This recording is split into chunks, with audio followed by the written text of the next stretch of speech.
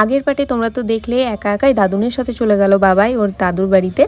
এবং ওরা যাওয়ার পরে আমি কি করলাম, মাকে ফোন করলাম, ফোন করে বললাম যে মা তোমার জন্য একটা সারপ্রাইজ আছে, গেটের কাছে দাঁড়িয়ে থাকো। এবং মা বাবাইকে দেখার পরে দারুণ রিয়াকশন ছিল। মা আমাকে ফোনে বলছিল যে চমকিয়ে গেছে যে এভাবে একা একাই চলে এসেছে। যাই হোক, এবং তারপরে আমরা আমাদের কাজে লেগে পড়লাম, কারণ বাবাইয়ের পাপা নিয়ে এসেছিলো চিকেন এবং সে মশলা করতে শুরু করে দিয়েছিল এবং আমি রান্না চাপিয়ে দিয়েছিলাম। আমি ভাবলাম যে তোমাদের সাথে এই রেসিপিটা শেয়ার করব, তার জন্য পুরো ভিডিওটা করেছি। কিন্তু যখন আমি চিকেনটা দুপুরবেলায় খাওয়ারের সাথে মানে লাঞ্চের সাথে খেতে বসি, তখন এত বাজে রান্না করেছি আমি আর লজ্জাতে তোমাদের সাথে শেয়ারই করলাম না। কিছুটা ভিডিও ক্লিপ এখানে দেখাচ্ছি, তবে ফুল রেসিপিটা আমি শেয়ার করিনি, কারণ রান্নাটা খুবই বাজে হয়েছিল। আমি চাই না তোমরা এরকমভাবে রান্না করে খাও। যাই হোক, খাওয়া দাওয়া করার পর বিকেলে এই চারির জলটা পরিষ্কার করছিলাম। দেখো এরকম সাদা সাদা শ্যাওলা পড়ে যায়, কিন্তু এগুলোকে এভাবে ছেঁকে পরিষ্কার করে নিতে হবে। আর